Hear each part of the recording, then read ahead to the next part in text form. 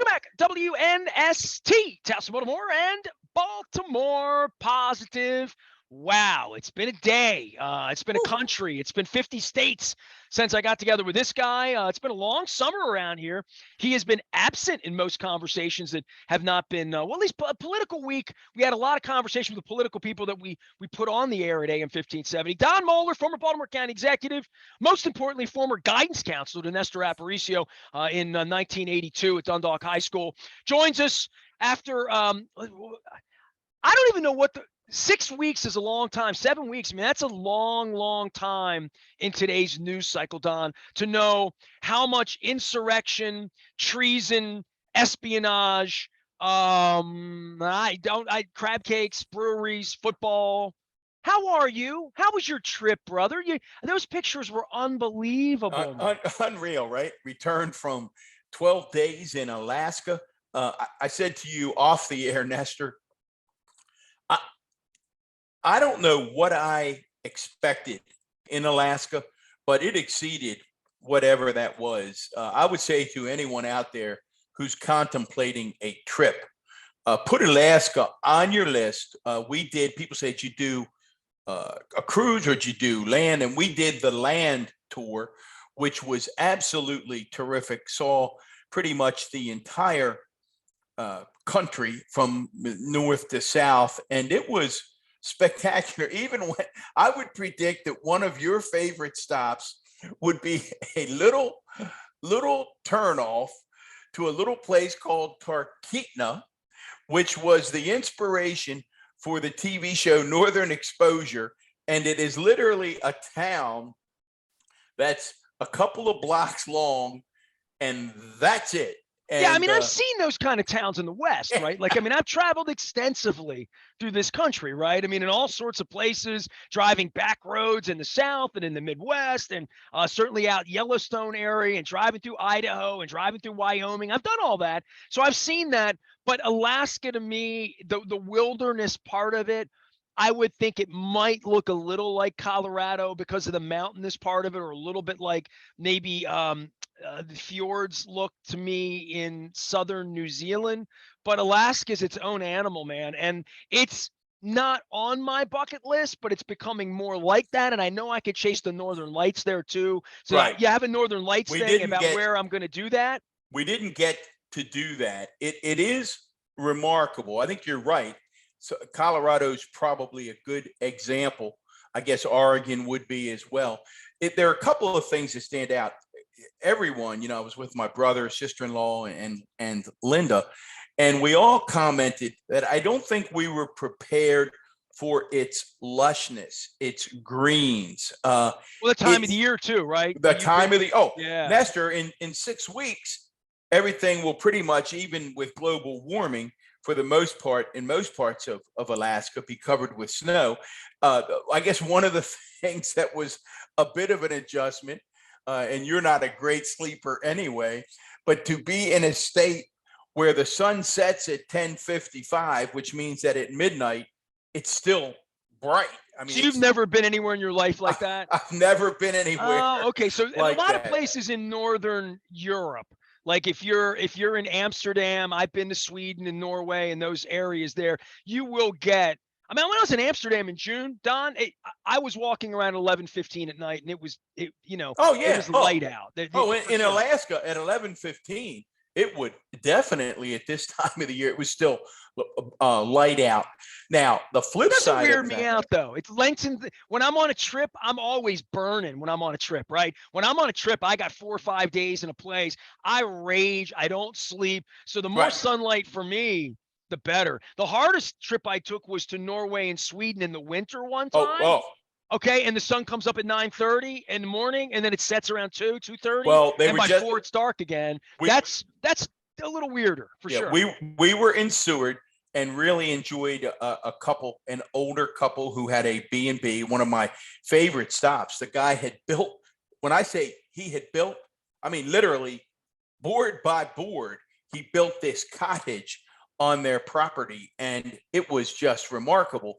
And he talked about starting in early October, you go from this to what you just described, about 9:30 or 10 in the morning until about 2, and that's it. And that would, for Linda, who needs sunshine, that would put her in a fetal position, so to speak.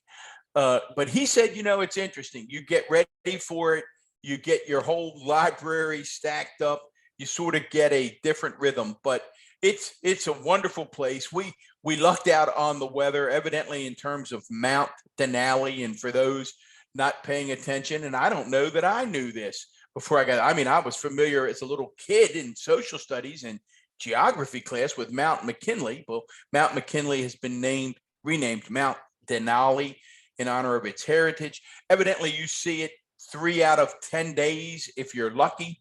We saw it beautifully the first 3 days. So we had, as you all, what do you say? You got Rainier too. You were in Seattle, right? We had this incredible, again, same thing with Rainier. Evidently, you see it a few times a month.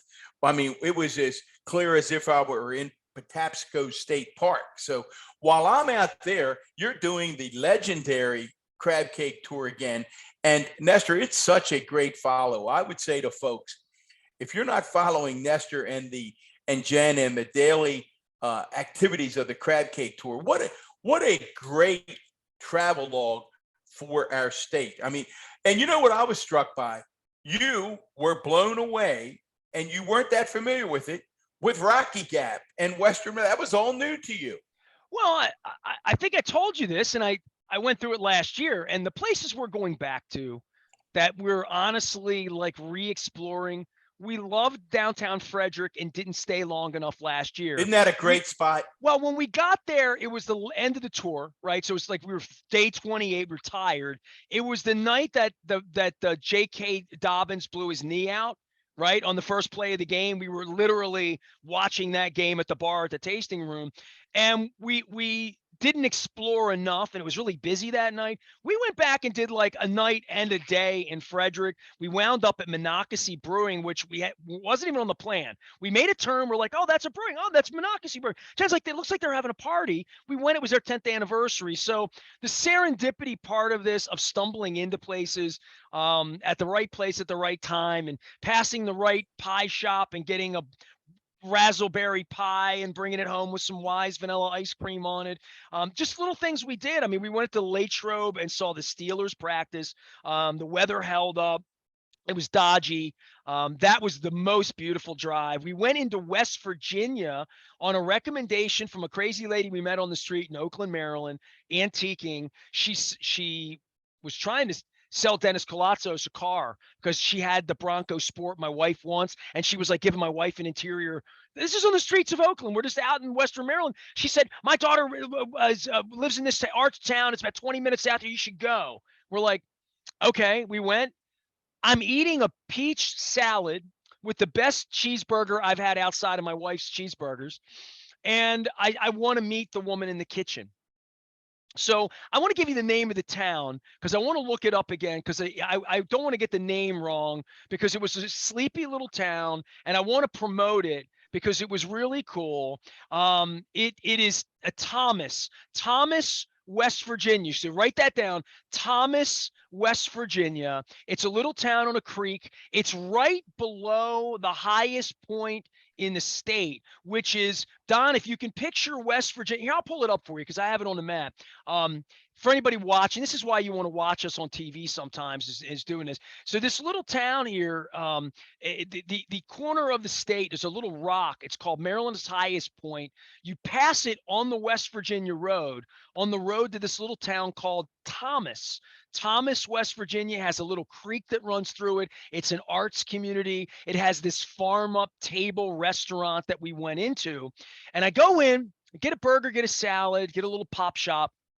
I demand to meet the woman that made this delicious dressing on this peach salad. It's like a poppy seed. It was delicious, very homemade, everything in there farm to table, as you would expect in the middle of West Virginia. She comes out and she said, I heard your accents out there. You're from Baltimore. I'm from Middlesex, from Essex. You ever heard of that? And I'm like, Oh, Lady, you gotta be lady, kidding me, lady, you're right? singing my song. I mean, is there anything more Baltimore positive than that, Mohler? Think about it, right? So here I am in this little town in West Virginia. She said, "Oh, I grew up in Essex. You ever heard of that?" I said, "Come on, man." I said, my high game bowling was at the Middlesex Bowling Alley. Right. I'm right across from Al Seafood, Pizza John's, and by the way, we're going to Schultz's Crab House that I haven't been to in 40 years in Essex to have a crab cake on Sunday with my son and my daughter-in-law. So we're doing that. We're doing breweries. Don, the tour's been cool, man. I just gave you a fun Well, story off the top of my head, but every well, day you it's have been a to story like that, right? talk about before we get to the serious news of the day, and we're not going to get out of here today. Even though we try to limit this to 25 or 30 minutes, we will at least touch on the Orioles and the I did Ravens. 47 minutes with But Max Weiss behind your back. I saw it, man. I saw it. Did Doing you see Max me ride without her me. about not winning Best of Baltimore? Was there anything Yeah. better than that? Well, I love me some Max the girl.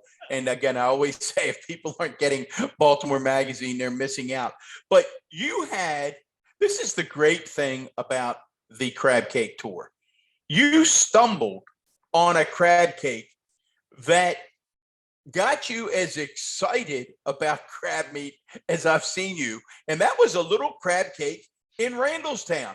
And again, I think a little bit of serendipity, right? Well, no, it's not. It was a bigger crab cake. It wasn't little, and it wasn't inexpensive. You go over to the neighborhood there. There's a lot of places with deals or lunch buffets. This is not, it was a $33 platter with quality, high-end, special take-home, special curbside. There's a lot of places specializing in and I went to one of them in Potomac on Friday night. The market at River Falls is a place after your heart, right? Your 818, right? Where it's a Right. deli, charcuterie, cheesemonger. It's all of that. It was seafood market, fresh fish, fresh steaks, fresh cut wine, things that go with wine. It's salads, all kinds of salads, kebabs, all of that in a market. That's where I went the other night. And so all of this is popular, right? Especially on the backside of the plague, that you don't need seating. You don't need to have a cafe and Billy Joel and Right. tablecloth. Like, you can do great food because you're a caterer and people will carry out 100%. You are a carry out of beyond a sub or a pizza, as we would know it, right? And so that's pretty much what this place is. It's called the Crab Queen. It's in Randallstown. I went into Heritage Smokehouse Barbecue on York Road on our way into Full Tilt to watch the Ravens game on Thursday night, and the Orioles game, I should say. The Orioles game was more important than the Ravens game, Mohler. Right. How about that on an August Thursday night? Well, we'll talk about that, Yeah, because so- it takes some getting used to again, I right? go into Heritage Smokehouse, and a family of four sitting there, and they yell at me. Scott, hey, you're on a crab cake tour. What are you doing on a barbecue joint? I'm like, hey man, I already had my crab cake today. I was at LP Steamers all day. I'm having some barbecue with my wife. He buys me a beer, a Union Zadies, and I spent the day on Wednesday with Adam Benish, the founder of Union Brewery. Gave me a full tour, showed me the Ed Reed cans and the Eddie Murray cans and Steady Eddie, and I'm drinking beer, and Judas Priest is playing Breaking the Law, and I felt like, oh my God, Union Brewing, how can I not be here? So the next night we got a Union Brewing beer in Heritage, and a guy comes up, starts talking to me about the crab cake tour, and he says, hey man, I'm from Randallstown. What's this thing you yesterday? I said Offutt Road, Liberty Road. He said, what? Offutt? There's a little plaza there. What are you talking about? I said, it's in the back. It's on the side. Google it, because it really is on the side, right? And you walk in, it's just a tiny little place, friendly people. There's a couple people work there. Big video board with food, soul food, great food, right? So I got the green beans, turned down sweet potatoes, which I usually don't do. You're going to tell me you didn't get the collard greens? I'm assuming. Listen, I get two sides, man. Relax. I'll go back. It was good. Come on, I love I'll the go back with collards. you. All So I right. got green beans with turkey, and I got the mac and cheese, and I got a crab cake. Listen, she was trying to sell me a double. I'm like, hold on. I'm doing 31 crab cakes and 30. Last year, I accepted doubles Right. and bought doubles. And Right. we went to the Woo. Knicks airport up in Hagerstown the other day. And my wife's like, well, get the double. I'm like, why don't we get a full steak and cake? Why don't Yeah. I'd like a little, just to do something different. I'll Just a have the crab little. cake. Right. So I brought the crab cake home intact and I started eating it. I took one bite of it and I'm like, well, I took another bite and I'm like, well, that's really good. And then I started working and it sat there and I took another bite and it was cold. No offense to Nancy down at Fadley's, but it tasted a little better warm for me. The slurry in it. It was a little more activated warm, I thought, creamier, So I said, okay, I'm going to take it downstairs and show it to Jen. And by then I'd shot 3 videos of me eating it saying, damn, this is good. So then I brought it down and then we heated it up properly in a toaster, like it's nice, come back to life. And I took one more bite and I'm like, and I said, Jen, she took a bite and she's like, oh yeah. And then she got under the crispy part of it. And then she started eating my damn crab cake. And, now I have to share it with her. So it was just a really delicious crab cake. So I don't, some of them hit me right. And the ones that don't hit me right, I don't want to be mean, Don. No, You know what I mean? no. You don't do that. And that's what I like I about just it. don't want to be mean. I've had a Right. couple of okay crab cakes. I mean, you know what my wife would do? She takes a bite and she'll say, not my favorite.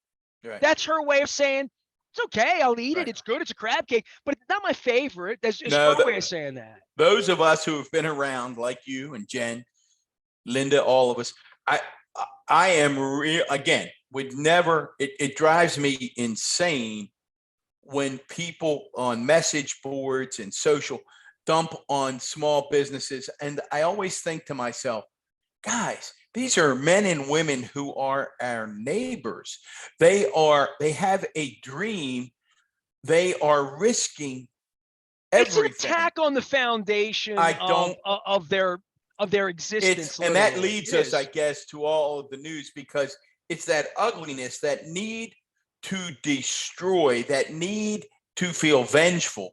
And my goodness, I don't know what else we can talk about when we talk about the last few days, week or so in American history, where a president of the United States, who by his own admission never read anything, so he certainly never read any of these documents while he was in the White House, despite what people may try to get us to believe. Remember, it's sort of like stealing artwork and not even having any appreciation for the art. I mean, it really is an incredibly, it's so on brand. It's so on brand for any of us who witnessed the carnage of this on brand indignant human. On brand in this way for me, Nestor. And I thought, before I posted this, I thought, I don't have any facts. But then I thought sort of what you just alluded to. And that is, I thought, you know what? I have a history of behavior that I think I'm comfortable posting the following. And it was something to the effect of that there is no doubt in my mind that the game plan here was to figure out how to monetize this information. There is no other reason that Donald Trump would take, I guess if they took out 15 boxes before and 11 this time, that we're up to 26. So nearly 30 boxes of classified information. Well, just think of any place you've ever worked. And listen, boxes and paperwork, right? It feels very modern, right? I mean, like the modern part of this would be digital information and server information and, things that are encrypted. And, that would be how I would think of espionage, right? But think of any place you've ever worked. If you pulled 25 boxes worth of whatever the aorta of my business, your business, the schools you manage, the government agencies. You're at a different level because you worked in the government. So you have a different sensitivity to stuff that might have put you in jail and made Linda a widow, right? Like there's a lot of things you could do wrong when you work in government, touching things and clearances and things that you're aware of that I'm not even aware of, things that you could do wrong, they could put you in trouble, right? I mean, the government clearances to touch any of this top secret stuff, from what I understand, maybe even you and I wouldn't even clear it if they literally sat and asked us questions about our Oh, families and all of these things. I don't think we would, Nestor. And there's no, there's nothing I can equate it to in terms of county government. Every exec I ever knew and worked for, including myself, we didn't take anything out with us, but that's not to equate it to this. We didn't, we may have It's one had thing to be Spiro contract. Agnew. It's There a was different nothing thing to to be take. pulling boxes out and saying, I'm going to take this information and sell it to a developer later on. Like, it's insane. Like, anyone who's a mayor of anything, but in anyone this that's case, an executive would know, like, you're going to go to jail if you do that. I mean, literally.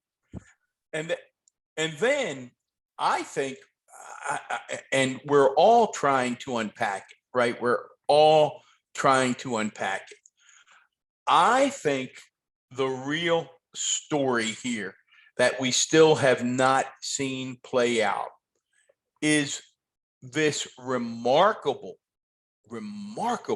phenomena by mainstream Republicans, with very few exceptions. I had some dear relatives and friends react the other night when I suggested online that this is who the Republican Party has become, that they're this anti-law enforcement, anti-rule of law, fealty to one man, fascist authoritarian leader.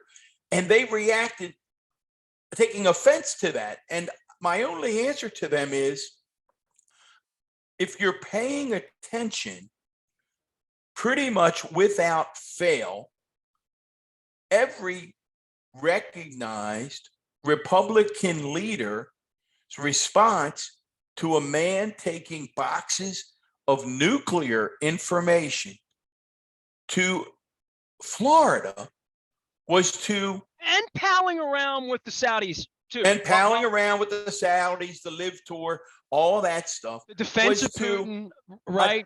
Attack the FBI and the Department of Justice. I mean, the release of the FBI's names of the people who are involved in prosecuting him, releasing the names of their families. But what?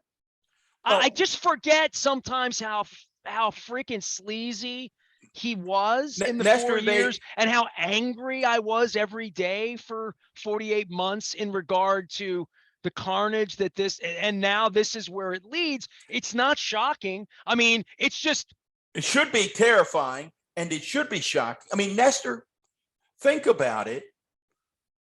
Right-wing message board after right-wing message board, encouraged by Fox News and the Kevin McCarthy's, and of course, the really insane people, the Gateses, the Boberts, the Greens, encouraging, published the judge's address who signed off on this, said we need to find out if he has children, being the inferences will take and harm his children. I mean, listen, Nestor, to what just came out this morning as we were getting ready. The attack on Salman Rushdie. To go on. Well, Salman Rushdie, but listen to what this Ricky Schiffer Jr.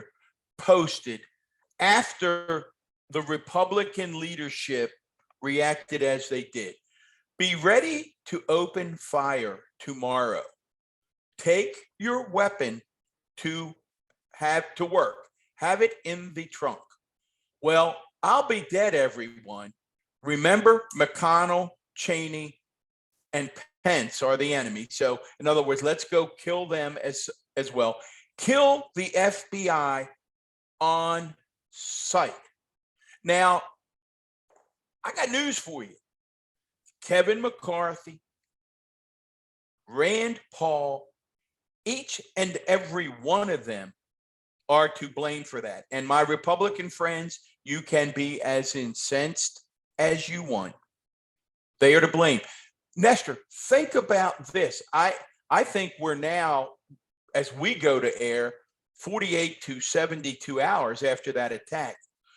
The senatorial Republican senatorial candidate in Ohio, J.D. Vance, one of the most reprehensible people on the face of the earth, has not yet issued a statement condemning this man and the attack on the FBI because they can't, as a party, figure out how to stand up for the rule of law and sanity without enraging this 20 to 30% of people in our society who are crazy. So therefore, Kevin McCarthy and the crowd, Rand Paul openly suggested that the FBI somehow was planting the evidence. In other words, you could see the pivot, right, in real time.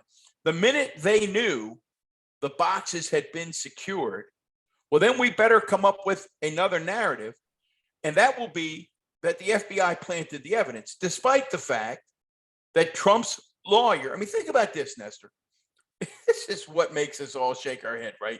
So Fox News and everyone, and Trump is screaming that it was a raid. First of all, it wasn't a raid. We think of an FBI TV show with the blue jackets and the yellow FBI, right? Well, it wasn't that. These guys were dressed in business clothes. They walked in, and guess who met them at the door? Donald Trump's lawyer. Guess who was on TV saying they were present the entire time? Donald Trump's lawyer. Did that stop Donald Trump and his minions from saying they weren't allowed it? No, they said it anyway, knowing that the morons will buy it. And then we get this tidbit. Donald Trump, because of the security apparatus at Mar-a-Lago, watched the entire search. So he watched the FBI agents walk in and pick up the boxes and walk out. And yet he continues to say the evidence was planted. It was we truly. It's a property of the federal government. It is yes, and it is, but there's no doubt it appears a violation of the law. I love the new approach, Nestor, that he just issued a blanket declassification. I'm declassifying anything that I ever take. It's declassified. I mean, it's insane, but think about it. In Maryland, in Pennsylvania, in Ohio, in Arizona, in Michigan, every one of those states has nominated crazy people. Now, we may want to poo-poo it. And I saw the Mastriano signs in Pennsylvania. There you go. Hey, bro. You saw Dan Cox signs in Western Maryland, right? Bill Cole and I did a roundabout on this when I was sharp on it, when I had just gotten back from Latrobe in the rain on Tuesday. So you may want to go check that out. Bill Cole from Cole Roofing, big shout out to him and Gordian Energy. I mean, it started with the solar panels, right? Because you see that because he sells solar panels. Right. And I said, the only thing, every place I stopped to go to the bathroom had a family corner store with F Joe Biden signs, with T-shirts with nothing but guns and NRA and middle fingers for Joe Biden. And it should be, it's alarming. I don't know what else to say. Well, it's really, really alarming. And it's everywhere I went. West of Frederick there. But, I did see some Brooke Learman signs, and I definitely saw Westmore signs, and I definitely saw an element of that. And again, in these areas, there's 58 Dan Cox signs, and we love Trump, and there's an American flag and a cross, and they love Jesus, and it's all out on the front, but there's only 3 people that live there. So there's 500 signs and they get 3 votes, right? But Nestor, there's don't poo-poo that though. Think about that for a minute. Dan Cox beat Kelly Schultz, who's not a moderate. I mean, Kelly Schultz is a right of center. She wanted folks to think she was a moderate, but she's not a moderate. I mean, she's someone who put in some of the most strict anti-women's reproductive health legislation ever introduced in the Maryland legislature. But Dan Cox beat her by double digits, by almost 20 points. I mean, Well, that just tells Either, you where the base in this state on the right side is. and There's no doubt about that. and that's Maryland, and that's why people get mad at me. And we'll stop in a second because I do want to just touch on the Orioles and the Ravens. It wouldn't be fair if we didn't do that. But that's why people get mad at me, Nestor, when I say the only choice short term is you have to make a decision to vote against every Republican. I mean, Liz Cheney is going to lose this week. One of the most conservative women ever in the United States Congress is going to lose probably by close to 30 to 40 points because she wouldn't kneel at the altar of Donald Trump. The Cheney name, the Bush name, one of the most conservative voting records in the United States Congress is going to be punished. There's nothing about any of this that's Reagan-esque, I would say that. Oh my God. And it is what I don't discount. Well, this is where Larry Hogan's angling, right? This is where Larry Hogan there's thinks no lane for him. He thinks he sees daylight in the place. His daylight's about the same as Martin O'Malley's was in Iowa, probably, right? Yeah, he has literally. There's no lane for Larry Hogan. The reality is, and they've dug this hole. And here's the decision that I said it earlier. They can't figure out in a democracy, which I think speaks to why they're so intent on moving away from a democracy to a system where local legislators decide who wins and loses. I mean, terrifying. And that's on the ballot in a number of states. I mean, you watch these, quite frankly, Nestor, it's not hyperbole to say that the gubernatorial elections in Pennsylvania, Michigan, Wisconsin, and Arizona, and to a degree, Georgia, a little different. Texas. Although Texas, I consider still pretty reliably red, yes. But those four purple states, should they, by some fluke, elect those crazies, the 2024 presidential election becomes irrelevant because the will of the people won't matter. They are on record. They will simply say that Donald Trump wins regardless of the vote total. So we're going to talk a lot more about this as we move toward the fall. Let's talk real quick before we get out of here. And I know we don't have a lot of time left.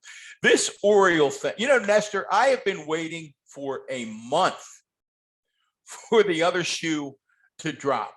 And as this hits the air, as we talk about it. I don't think that way. I have, if you really? Listen to me or what? No, I've never said this is, and I love them because I've watched baseball and I know how little engines do. The pitching's an issue, and now they brought the kid up, and maybe the kid goes 5-1 here. The next, gives him several nice starts in a row, and it wouldn't shock me. He's of the pedigree to do that, right? So they're in a play. I haven't. That maybe speaks to me being an optimist by nature in that way, because I certainly am an optimist. I don't think they can win the World Series. As comprised right now, I don't think they can sustain that through October. But you think they can play? You think they will be playing meaningful baseball games on September the 15th? I don't know how they couldn't at this point. Okay. See, I keep thinking that. And a lot of really. I said that since the All-Star game, because there's 6 teams and nobody's going to run away. Right. Nobody's good enough to run away. Right. Well, they're in the middle, and as this hits the air, there'll be a little larger sample size. They're in the middle of 6 games right now that are really, really important with Tampa and Toronto.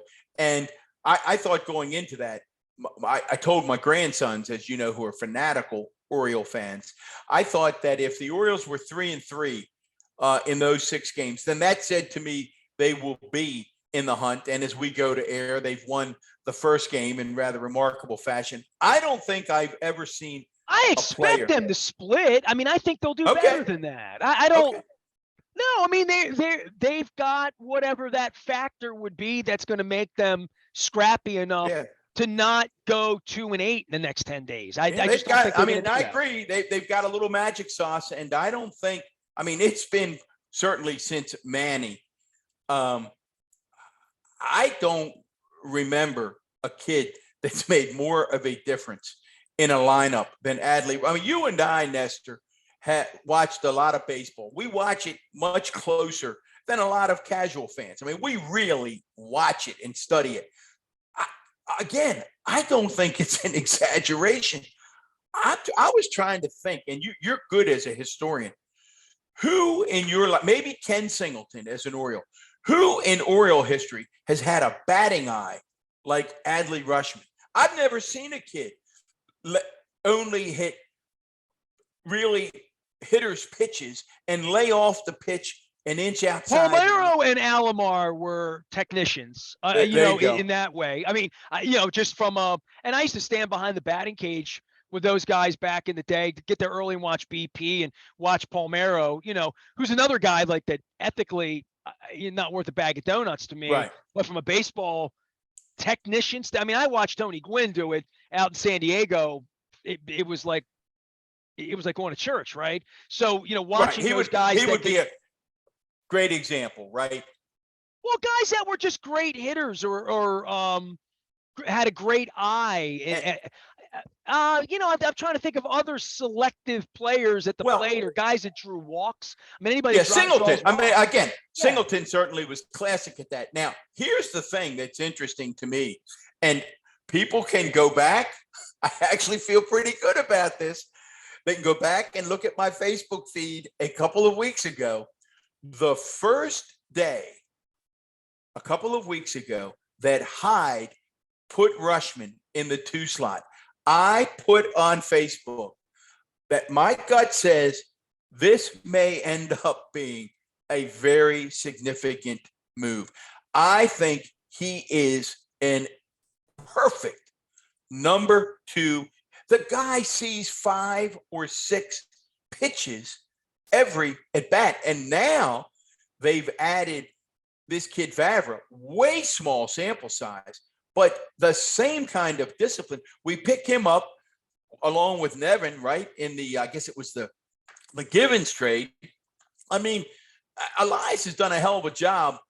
I guess what I worried about, Nestor, I keep pinching myself. Our starters going to continue to be able to keep us in the game for 5 innings. They have.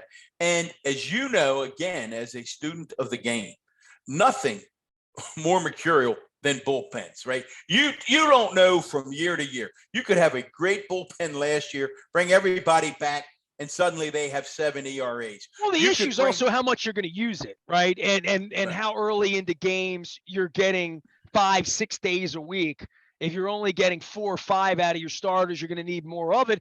And they dealt away out of their close. The only guy on the All-Star team 5-6 weeks ago, right? 5 weeks ago. And they diminished their bullpen. And they trade him for a pitcher who in his first 2 starts has yet to give up a run. So it appears to me, a number of us were sitting around the other day and said, man, wouldn't it have been fun had Elias been the guy sitting here trying to manage the Britton and the Manny departures? I think we'd have been better a little quicker. Hey, real quick. Well, if you would have been better quicker, you wouldn't have Rutschman. Right. I saw this true. picture. I saw this picture of Ben McDonald with Rutschman, right, and with the kid Holiday, right. And it's the 1-1 club. And I'm like, the notion that you'd want a club of 1-1, right. That's a little. That means you suck a little more often than you want to suck. That was a lot. It's not praise to say we have multiple members of the 1-1 club. It speaks to how much pain that the franchise has created for the fan base. Right. The remarkable pick obviously appears to be, and we won't know until he gets here. As you know, I'm a big believer that prospects are just that until they get here. I'm convinced now Rushman's going to be a great Oriole for as long as they can keep him until they pay him, and then he goes to New York. I think the pick of Gunnar Henderson. There you go again. See, there you go again, right? That tells me you have no confidence in ownership, no confidence in the sport, no confidence in the integrity of the sport. That's terrible. Oh, no. I'm a guy like you feels that way. No. I just am not sure. I think the Tampa Bay model is probably the model. I'm not sure that who else other than that's become the model because of poor ownership. Poor ownership is what's made this a small market, 12,000 a game. They've turned themselves into Tampa when they were the Red Sox. They were the Cardinals. They were the Cubs. They've become Tampa. Now, whether a new owner would change that, I'm not sure that anybody. And again, I'm not being critical. I mean, I wish they had a salary cap and it was different. When I saw, for example, that the Padres picked up Soto and added him to Tatis at the time, who now, because he's a dummy and took some stuff, isn't going to be able to play him. I thought there aren't many franchises that have those kinds of resources to spend millions and millions. I hope listen, if it were me and if Mike Elias were taking advice from me, I'd go what was sort of the old Oakland model, which was I probably would, I can't remember if Adley's represented by Boris. I think he might be. But I would try to cut a deal with Adley right now, extend him, overpay him in the early part so that we at least had that 8 to 9 years. Because I think the kid's a generational talent. The point I was making was 30 picks later, they picked Gunnar Henderson. I think I read the other day, Nestor, that the first time in history since Baseball America has been doing its rankings, an organization has the number one prospect 2 years in a row. And if Henderson is even a whisker of what Rushman is, my goodness, it's a pretty strong foundation. Hey, what'd you think? Real quick, Zach Wilson, as we go, blows out his ACL. His season's over. He was going to play 1 or 2 series. I know you hate fake football. Nothing made me happier the other night than 32 guys not suiting up. How long before nobody plays in these games? How many more Zach Wilsons, J.K. Dobbins before every coach says, I'm just not doing this? Well, Where I are we? we? The Rams are. We already have franchises doing that, right? The value of the players, and we're talking about everybody wants to give Lamar $250 million, and then you listen. I was up in Latrobe on Tuesday, and they moved their practice on Saturday or Sunday to downtown from the farm because the farm got wet. Then the farm's wet. You feel like you have to practice there, and they went out and they were going to have thunderstorms, so they had to move practice to the morning. I mean, I saw the slippery conditions. I saw that if Mitch Trubisky goes down up there, or if, name any of the star players, slip, blow this, pull that, whatever it is, when you don't get your horse to the course on September 11th, as John found out last year, as every organization has found out at various points, going back to Michael Vick getting annihilated by a Dallas Thomas down in Atlanta that night. Nobody wants that, and it's such a rough and tumble game. So what's the answer, Nestor? You think of this stuff. You talk to insiders. What is the answer? What's the way to get to September football with your roster intact?